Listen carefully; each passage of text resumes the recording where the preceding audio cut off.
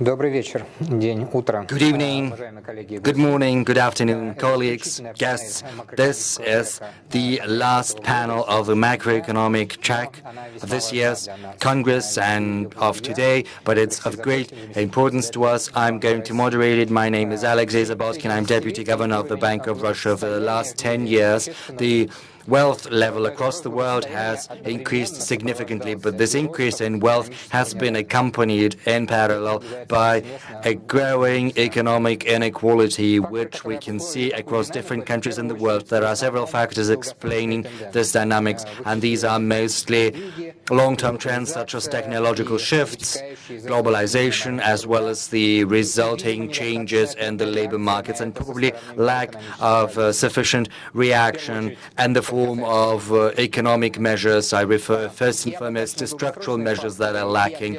Yes, there are long-term factors. There are also measures that can offset these trends, and they go beyond, far beyond, the toolkit of monetary policy and other instruments in the disposal of the central bank. At the same time, over the recent years, central banks have been paying increasingly more attention to inequality, which is testified to by the fact that in annual economic reform, the report, the BIS, it published this report the day before yesterday, and there is a whole chapter on inequality, and there is a graph that this chapter starts with, and it demonstrates very clearly that recently in their speeches, central banks representatives have been dwelling increasingly more on inequality than they used to in the 2010s or in the 2000s, and today we will try to understand why this greater attention,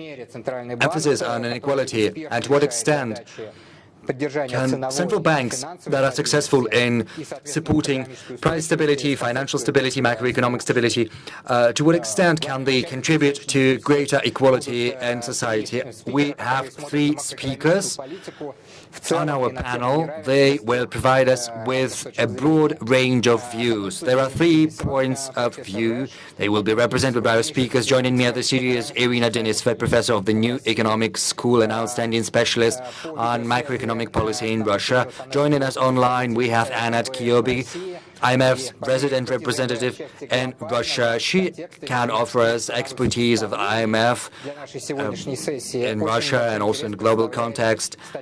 And of course, Anna has co-authored an article with Oksana Denikova and others on federal inequality and budget federalism in Russia. It was published in May. And from Santiago de Chile, we have joining us Pablo Garcia Silva, who is not just a board member of the Banco Central de Chile. He also teaches an economics course at the Adolfo Ibáñez University in Chile, and from 2010 to 2013 he represented Chile at the IMF. We have a broad range of topics. We have just 15 minutes and would like to have a whole of different points of view.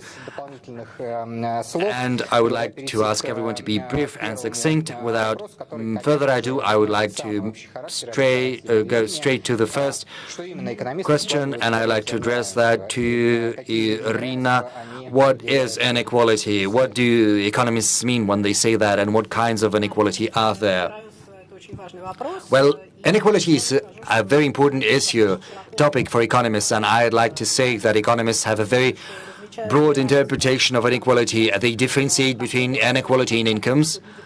Income is what people get in the labor market and then through different transfers, and after taxes, they change these incomes.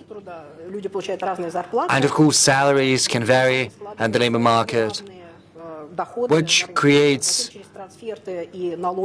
uneven income in the labor markets. Then, after transfers, after taxation, this inequality is smoothed out, but still it's there.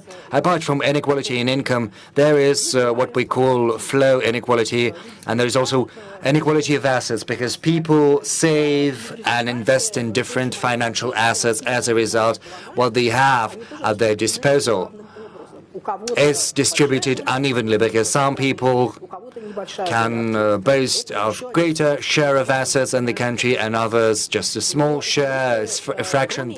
This is what we call inequality in savings and reserves.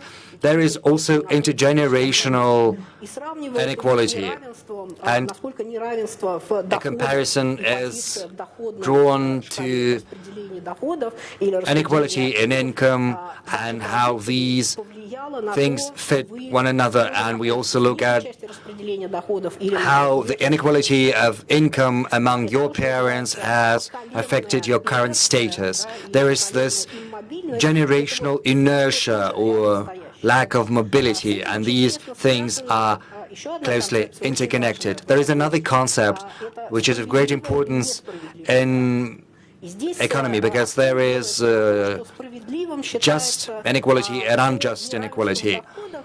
Just equality is that inequality of income and assets that is explained by differences in talents and efforts of different people. So this is something people can have influence on. You know, your remuneration can be different, but only because you have different qualifications, different talents, you have exerted different effort. And there is unjust distribution, unjust inequality when you were born in a rural area and your parents couldn't support you and provide you with the adequate education, or you were born with a health condition.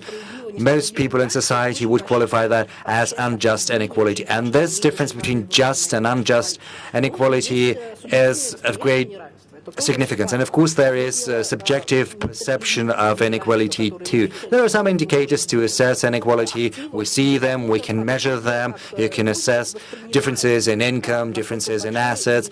But there is a whole different topic, and that is how people perceive inequality, what they think of it. And as you can see, there is a whole plethora of different types of inequality. And there is another thing that is very close to that. It's not inequality of income, but you see, there are such things as inequality of access to education and also inequality of health. These two types of inequality are identified by economists. Some would probably say that this does not fall within the area of interest, but still, it gives birth to great economic consequences. Yes, thank you very much, Irina, for this sort of crash course on different types of inequality and how we interpret it. My next question goes to Pablo.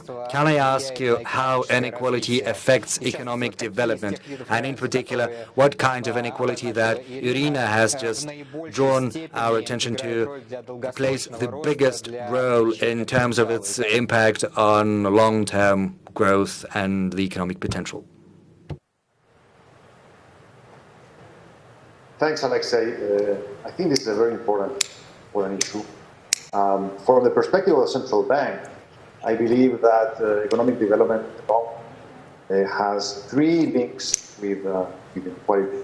On the one hand, we can see, and particularly in Latin America and other economies, how large financial uncertainties or large financial instability creates episodes where inequality increases a lot. And the reason why that is so is because during periods of financial stress, you have credit relations breaking up, you have credit risk going up, and obviously those households and persons and firms that are more fragile will suffer the most because they will be shut down from the credit cycle. So inequality would increase significantly during periods of financial instability. Also, periods of financial instability will mean that some productive relationships get broken down, and therefore firms that are productive or persons that are in the labor market that are employing good productive jobs lose them, and that means that has a productivity cost for the economy as a whole. Now, also, inflation stability is also pretty key for preserving or avoiding moments of very high inequality. We've seen in Latin America also is the poster child of hyperinflation, weighing for a long time. And we have seen that periods of very high inflation lead also to increase in inequality, because those persons that have less ability to shield themselves from inflation risk through dollarization or through access to real assets are also those that are lower income and that suffer the most. So from the perspective of a central bank, looking at long-term development, ensuring financial stability and ensuring price stability go a long way towards avoiding the effects of inequality on development. Now, there's a third dimension. It's also very important and relates to some of what Irina mentioned, that part of the inequality arises from the relationship between the persons or the households with the financial system in terms of access to, for instance, education and housing in particular. So ensuring a smooth functioning of credit markets, ensuring financial stability allows households to access these episodes of this access to financial assets. Now, you see in this picture that Latin America, in Chile in particular, during the pandemic, inequality has hit very hard the labor market, particularly those persons with low skills and middle skills. But those people with high skills have fared it better. I would say there's a final dimension where central banks can improve their work in terms of avoiding the dangerous effects of inequality on development, and that's through financial education and financial literacy, and helping people understand how financial market works, understand how credit and savings work, so that they can have a healthy relationship with the financial system and the credit cycle and avoid excessive risk-taking. Да, спасибо большое, Пабло. Thank you, Pablo. Действительно, очень важные аспекты того, как именно вот колебания экономики are very important because they demonstrate how economic volatility can exacerbate and strengthen inequality. So, thanks to that, we briefly talked about to what extent the central bank can help prevent such inequality thanks to its mandate, thanks to preserving financial stability, macroeconomic stability. But let me get back to my question. Why does inequality create such discontent among economists? You know, this is due to the fact that inequality has a very serious impact on economic outcomes. It can affect economic growth. And my next question will go to Annette. I would like to ask you to comment on how do you think and what kinds of inequalities do you think have the greatest impact on long-term economic growth trends?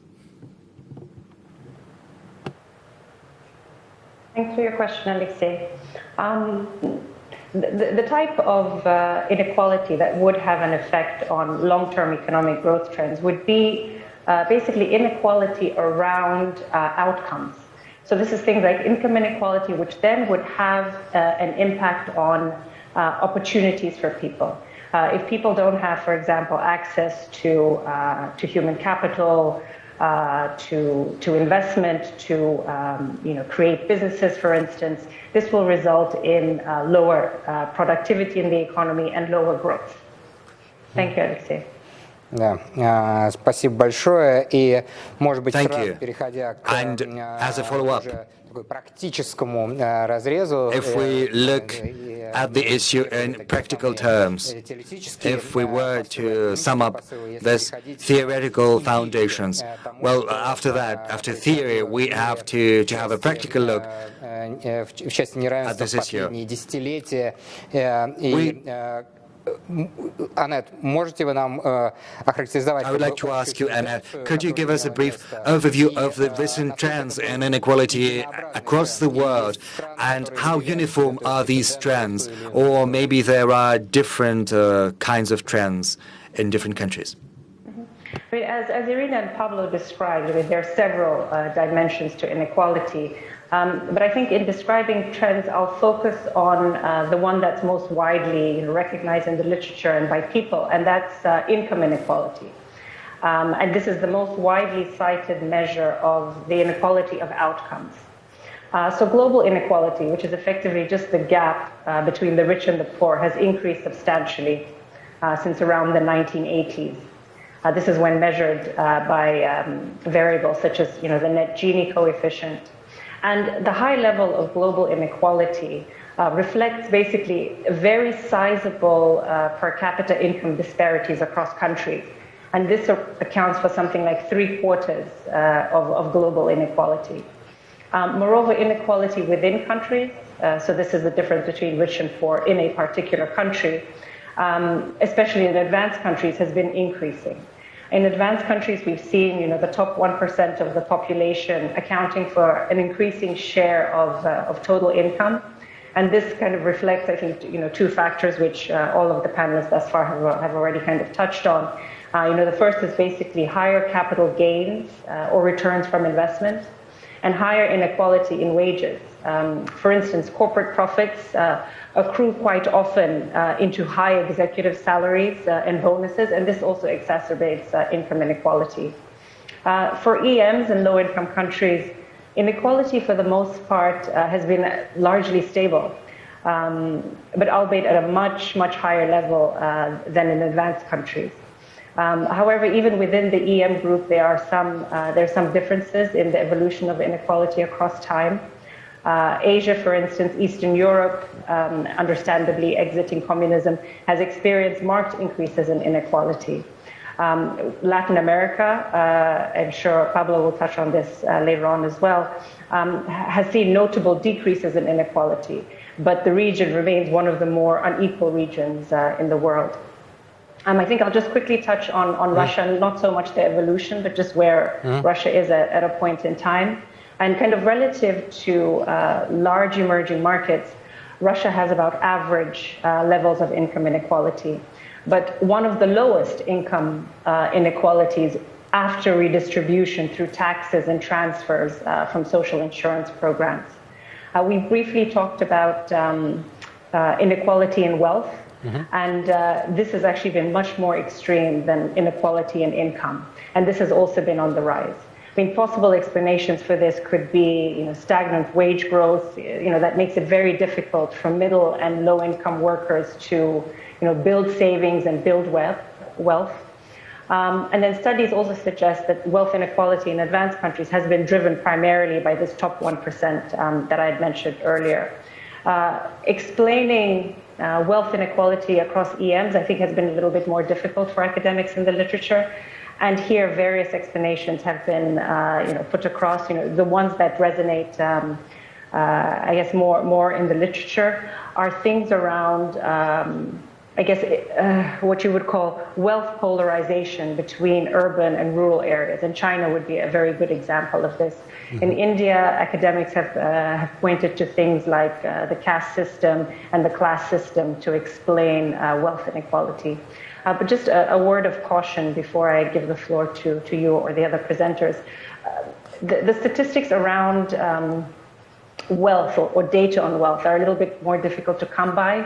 And the estimates that we've seen are subject to a lot of disagreement with academics about the source of the data, the quality of the data. So I think we should at least take this with some grain of salt. Thank you. Да, это очень справедливое замечание, поэтому... Yes, that is a very apt and astute observation. Yes, there are many types of research that speak of data, and when you look at differences between countries, usually these are data on inequality of income, whereas the inequality of wealth is less studied relatively. But if we were to dwell a little bit in greater detail on Russia, I would like Irina to give us a broader context. Annette has already touched upon that, but could you share with us a more granular approach, a bigger historical perspective? Where are we right now, and how does it relate to the global picture that Annette has described to us? Yes, indeed, Russia started its current phase of economic development starting from the 1990s. And so far, we have not sufficient data.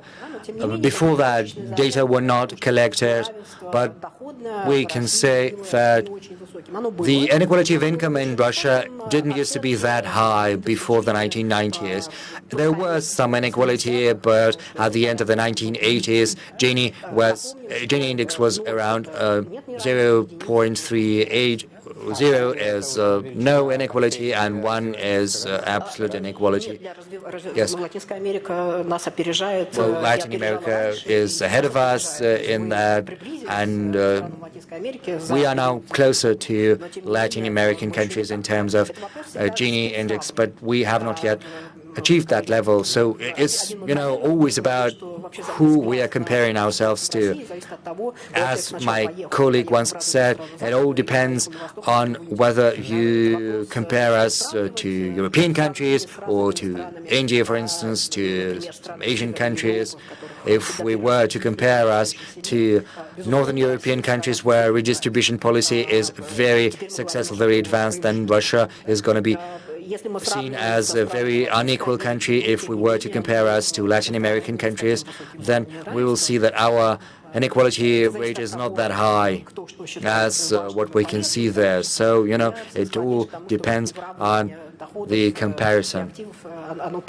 Anyway, I think that lower inequality is always more beneficial. But, after the Soviet Union, we had a new economic phase, and there was an explosive economic growth, and we arrived at a greater inequality of income. And this inequality is born through the labor market, and afterwards, through redistribution, the government manages to smooth out this inequality with different levels of success. We saw some inequality growth in the noughties and then in 2010s, then it stabilized. Right now, our Gini index is at around 0.41. This is almost the same as the US level.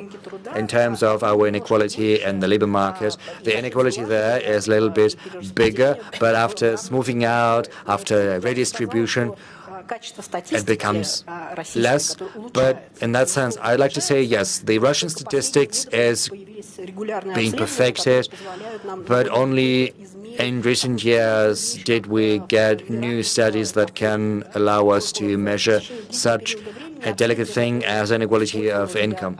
Before that, for a very long time, in order to assess the inequality of income in Russia, we used not measurements, not of incomes, but of expenses. And as Anna has pointed out, comparisons between countries are very difficult. But right now, statistics is growing better, but still, of course, comparisons are difficult. Be that as it may, in the recent years, the inequality has been remaining at the same level. If we look at inequality historically, we can say that there are different measurements. Yes, there is Gini index, but then there is also such a measurement as how much of wealth is being held by the 10% of richest people and 10% of poorest people. And after the 1990s, this indicator has gone up, and 10% of our richest populations account for almost half of the income. But there is also great inequality among these 10%, and this applies to all countries. The richest 1% account for 20% of total income, and it's the same in the US. Yes, around the same figure. So the overall inequality and its growth are due to the fact that the 10% of richest people are going up, they are accumulating wealth, and the 1% is becoming richer even faster than that. And it has mentioned that the process of savings, of accumulation of savings, is important. In many cases, many households just cannot do that. So in terms of accumulated assets, they seem poor, although many of them have access to resources, to different types of rent. And this is where we see correlation with equal, with fair or unfair inequality. Because we don't know whether wealthy people became wealthy due to their effort, talent, or for a different reason, because of a rent they have. And that's a separate question. As to how we can measure inequality between generations, and whether that persists, this inequality. We're getting initial data for Russia, and we see that we're more or less at the same level as the US. About 40% of this inequality, if you're a young household, that you're likely to be part of a certain group. I mean, 40% of where you are depends on where your parents were in terms of income level. And it's a significant level. So your place in the hierarchy on 40% depends on whether your parents were rich or poor. And that shows that there is relatively low social mobility.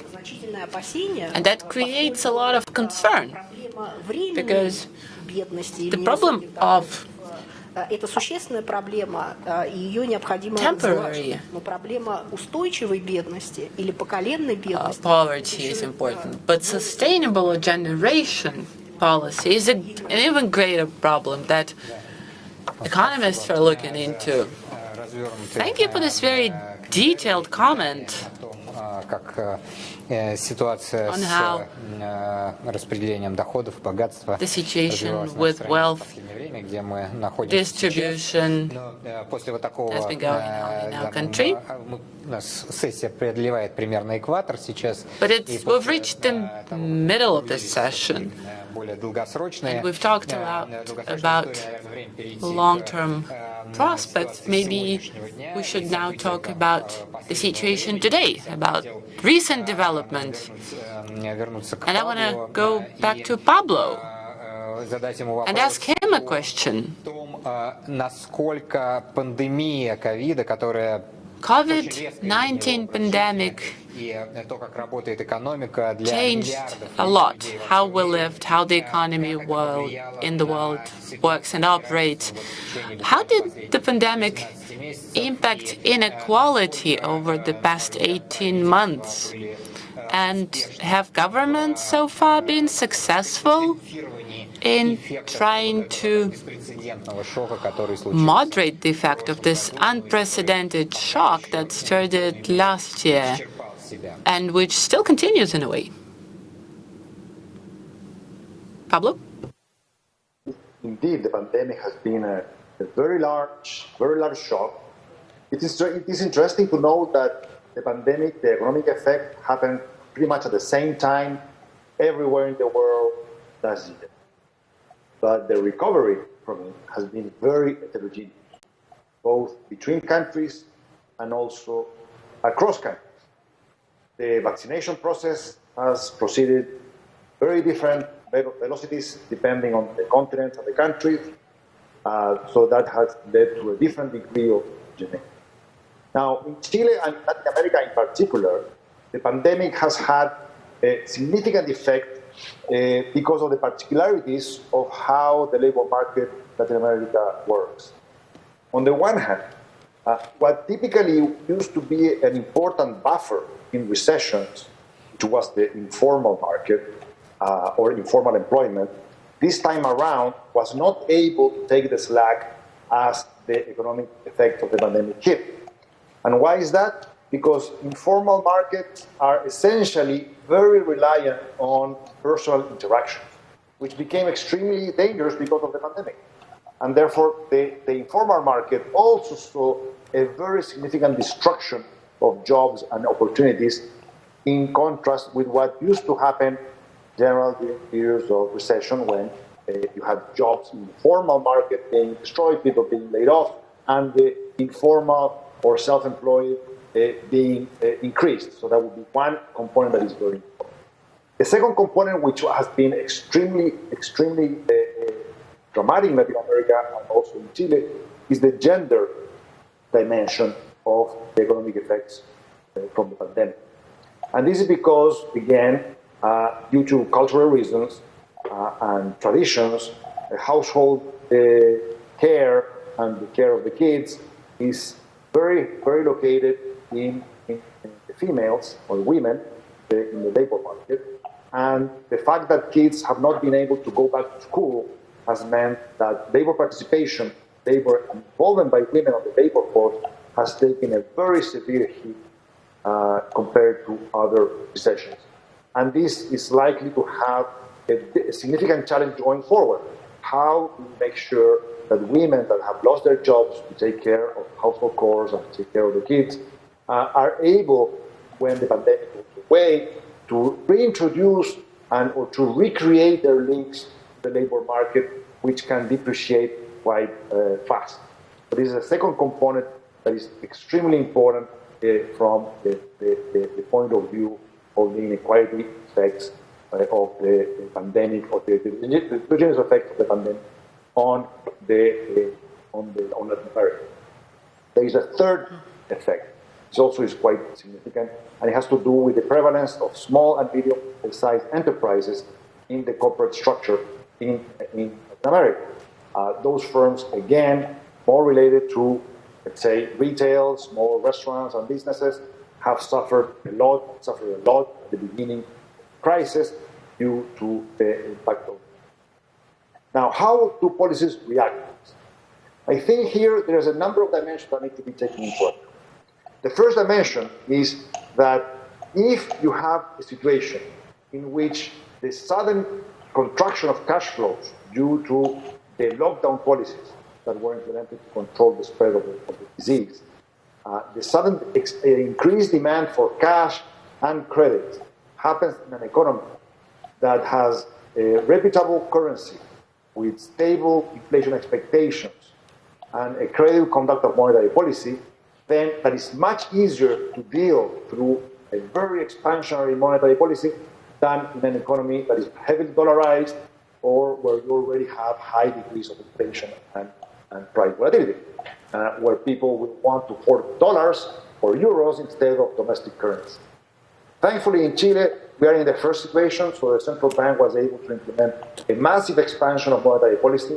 Monetary aggregates are growing by 70% year on year. The balance sheet of the central bank has essentially doubled, and that has provided a lot of liquidity that then was funneled through banking system to increase credit to mostly small and medium enterprises. So that provided a cushion during last year that helped these firms in some way survive the first shock of the pandemic. Second dimension of policy that is beyond what the central bank can do has to do with direct support from the government. And here we have experienced in general, not only in Chile but in other places, a number of measures that have been deployed that are diverse in terms of the extent to which they are universal or targeted. Typically, there's been a more significant targeting of direct transfers to lower-income households. But other measures, such as in Chile, the allowance of people to withdraw from their mandatory pension scheme, have led to a more, let's say,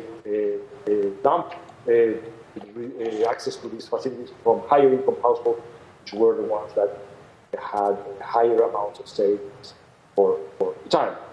Of course, all these things come at benefits in terms of the access to resources in times of need, but they also have costs. On the one hand, obviously, the fiscal accounts deteriorate. Here you see in this graph, the red bars show the direct fiscal transfers, how in terms of percentage of GDP, and the lighter color bars are the withdrawals of pension funds. You see the magnitudes in Chile have been very, very large. In total, around 50% of GDP in withdrawals of pension funds, in magnitude half to that in terms of direct transfers, On the right-hand side, you see the distribution across quintiles of the income distribution, and you can see very clearly how direct fiscal transfers are heavily targeted towards lower-income households, but the withdrawal pension savings have been more heavily used by higher-income households. And the costs related to these have to do with different dimensions. One, obviously, the fiscal accounts. Thankfully, in the case of Chile, the copper price has provided a big boost to fiscal incomes. On the other hand, the cost in terms of future pensions. But they're the brunt of the effect that the fact that people are spending part of those savings. Thank you. Да, Павло, а можно еще дополнительный вопрос? I have an extra question for you, Pablo, that has to do with this experience of using savings of the pension system. Well, probably it's a unique experience that Chile had. To which extent do you think did that weaken для этих граждан по поддержанию своего потребления the situation for those citizens? Will they be able to sustain their level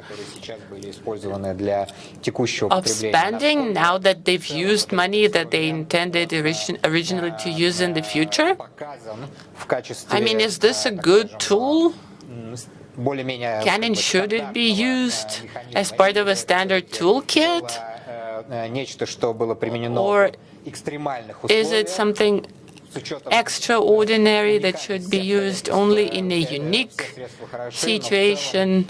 And you know, everything works in extreme situations, and maybe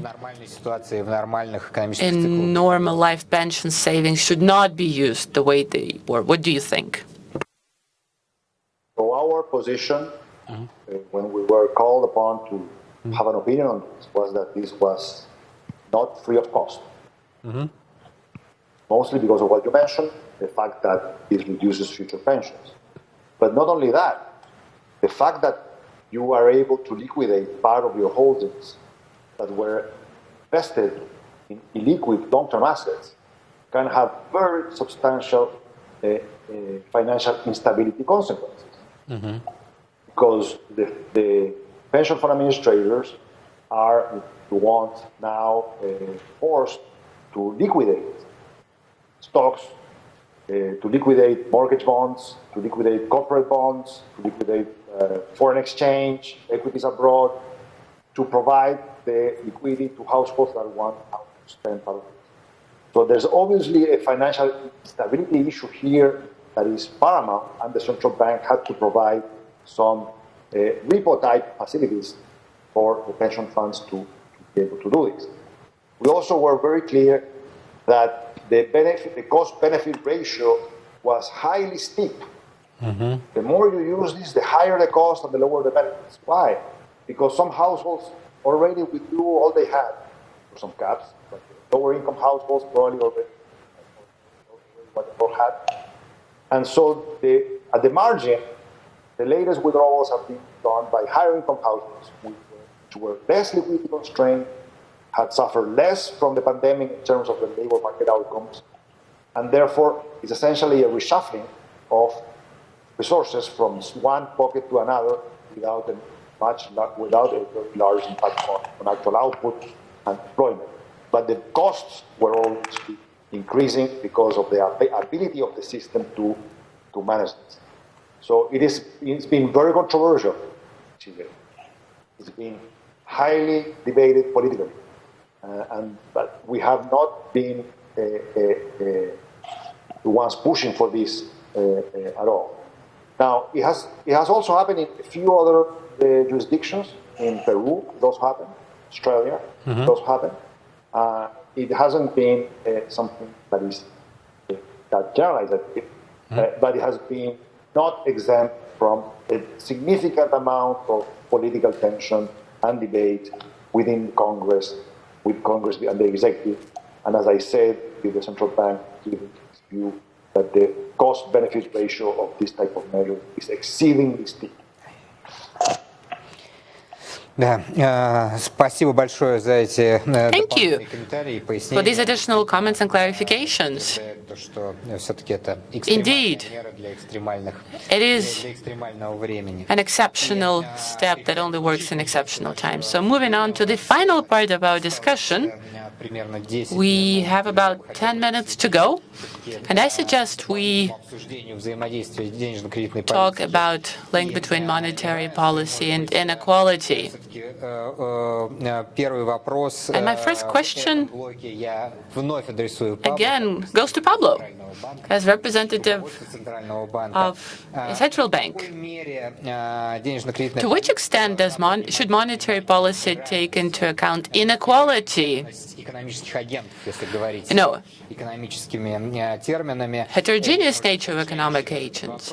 And to clarify my question, денежно-кредитной политики, should it be an important factor for the transmission of monetary policy? Should inequality be an important factor? So let me go back to what I said at the beginning. I think that the traditional mandates of macroeconomic stabilization and financial stability central banks usually have go a long way towards also avoiding high spikes of inequality or events of high inequality. So there is no contradiction in following up the traditional mandates and the achievements or the prevention of high degrees of inequality.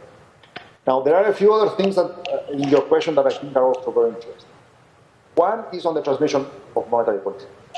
Clearly, the central bank that does inflation targeting needs to understand very carefully how the transmission mechanism works. And in particular, for instance, what is the propensity to consume or the propensity to save of consumers or households. And we know that those households will have very different propensities to consume and save depending on their, for instance, wealth or income.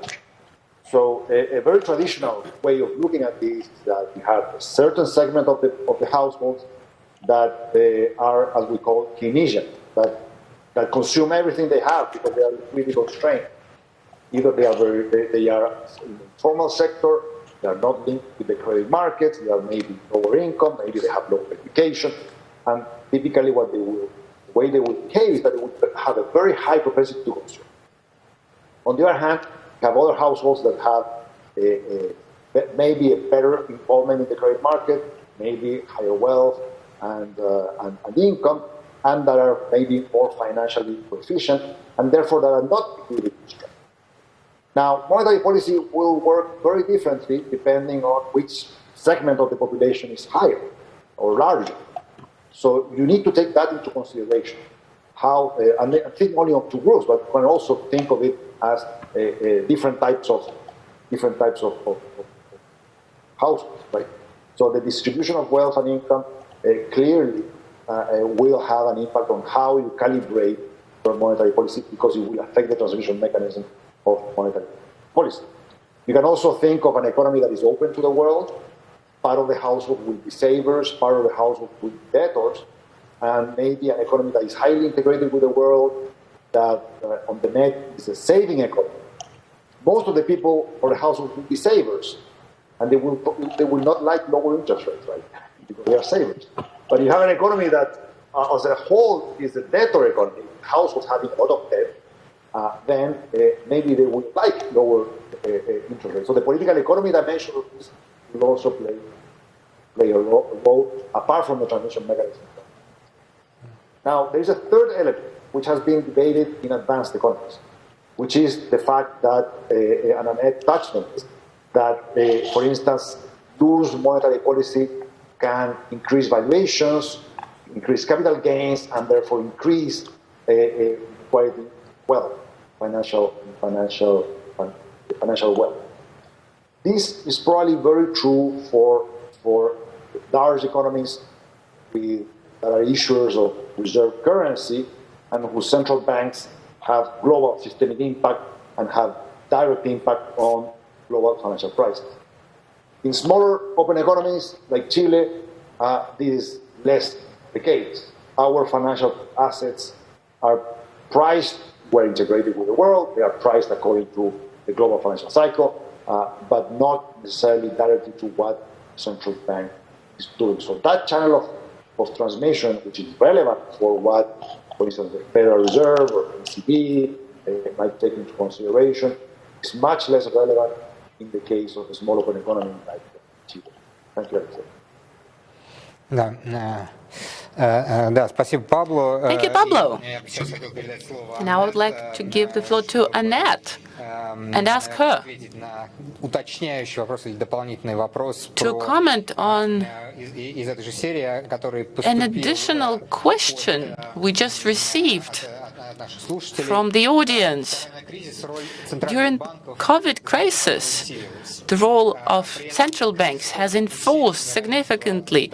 At the same time, inequality in income has aggravated because of crisis. Could central banks contribute to reducing inequality and overcoming this crisis? And I want to add, those unconventional monetary policies that central banks of advanced countries have been introducing last year, they're still introducing today, whether these unconventional measures impact inequality, wealth inequality, as compared to what we've seen historically when central banks used more standard approach and more standard monetary tools in advanced economies.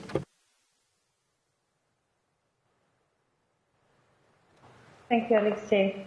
Yes, you can hear me. I mean, this is a difficult question. I mean, ultimately, it's a question about whether or not monetary policy increases or decreases inequality and whether it can.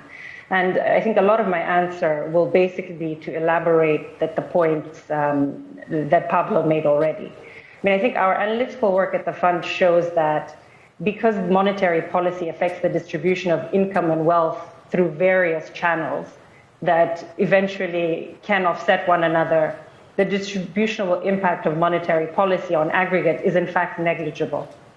And kind of the questions to ask are, what does it mean for you when a central bank eases monetary policy by cutting interest rates? We'll start with the traditional channel. Does it help or hurt your finances, and how do you fare compared to others? And this will depend completely on, your income, your wealth, your savings, and your debt. I had a slide in my next session, and I think this would be a good time to use it now if the broadcasters can put it up. Поставить слайд, да. And all the slide will just be to illustrate these channels, and I will talk through how a hypothetical individual might be affected by looser monetary policy or easing monetary policy in just the very traditional form. So households differ in terms of their primary source of income. Richer households receive a larger share from capital income, so this is effectively investment income. And let's just consider a hypothetical individual. Let's call him Ivan, a chief executive officer of a big corporation. He not only earns a wage, but he also has capital income from investments in bonds and stocks, and he owns a house. So lower interest rates would effectively increase his capital income, so he would benefit from this income composition channel, as well as benefiting from investments, bonds, stocks, and real estate via the balance sheet channel. So I think just kind of right off the bat, because monetary policy has been easier, there is the argument that this has improved basically incomes of richer folk, those that hold assets, those that have real estate, because we've seen unprecedented increases in both real estate prices, equity prices, and this has predominantly gone to richer households. However, I don't want to leave the impression that lower income households have been left out from the support that central banks have provided. Because the wages and employment prospects of lower income households are also sensitive to monetary policy easing, but through a different transmission channel. And this is basically through earnings. And here again, another example. We'll call the gentleman Petya. He earns less than an older, higher skilled and more experienced worker like Ivan, but he's also more likely in a recession to lose his job, to lose income and become unemployed. But when central banks provide support to the economy through interest rate cuts, for instance, they make recessions, less harsh for unemployment. And then through this earnings distribution channel, it stimulates economic activity, reduces unemployment, and this disproportionately benefits the young, less experienced, and lower paid workers that would have been laid off first, for example, in this current pandemic. So the service sector workers, informal sector workers. So in this sense, monetary policy easing might actually reduce inequality, because Pete in this instance would have been more likely to lose his job, and his wage gap with Ivan would have increased much more had monetary policy not stepped in to support the economy. And then I'll just quickly touch on, again, the points that Pablo made. It also depends on kind of balance sheet effects and whether households own more assets and liabilities, and whether or not a household is a net saver or a net borrower. So, for example, if you're a net saver, consider Zhenya, a pensioner, for instance, who lives on pension income, but also has savings in bank deposits. With a cut in interest rates, she could lose out because her interest income goes down. If lower interest rates result in inflation, this reduces the real value of her pensions. So it's not obvious how monetary policy affects on aggregate inequality in the economy. Just another last example, perhaps, on somebody that's a net borrower with a car loan. Here, cuts in interest rates would result in lower interest payments because the loan is adjustable, or perhaps you can refinance. So, in some sense, this also provides support to net borrowers. As to the question about whether or not asset purchases versus monetary policy, whether or not one might have a more significant impact on inequality or not. My initial thinking is that no, it wouldn't. It's still a form of monetary policy easing that basically works through the interest rate channel. So the channels, at least from my perspective, would be the same. Thank you. Большое спасибо. Действительно, тема. Thank you. Yes, indeed. This is a very complicated subject. Our main conclusions are that the effect of monetary policy on inequality is ambiguous. We are sort of running out of time, but this is the last session today, so there are not going to be any sessions afterwards, so I cannot but ask a very brief but most complicated issue that will go to Irina. What kinds of tools can the government use in order to bring inequality down? Yes, indeed, this is a very complicated issue, and I would split my response into several parts. First, there are measures that can directly decrease inequality at this particular point in time. I refer mainly to transfers to people who either lose or are losing because of a shock.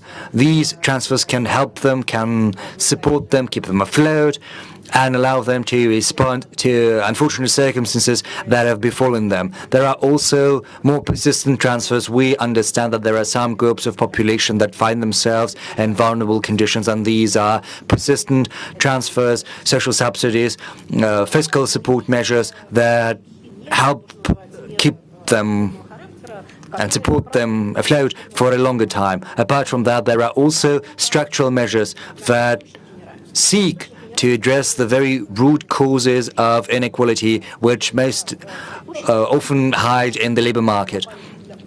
As of now, the two biggest and most serious challenges that we see include the fact that there is a scientific progress that welcomes and raises the income of people with high qualification and creates bigger gap with people with low qualifications. The thing is, this mid-tier of professions is being eroded, and right now specialists even go so far as to talk about polarization of different jobs with high qualification and with low qualification. Yes, right now, after the pandemic, we have seen a certain backsliding in that process, but be that as it may, globalization as changing the bargaining power of employees as compared to the employers, and without the government's intervention, the gap can grow. And of course, in that sense, the institutional role of the government is very big. Moreover, a big role belongs to the government in terms of creating a favorable environment for productive jobs. It cannot be overestimated. In Russia, this issue is very closely tied to investment climate that we're trying to improve. So far, not that successfully, unfortunately.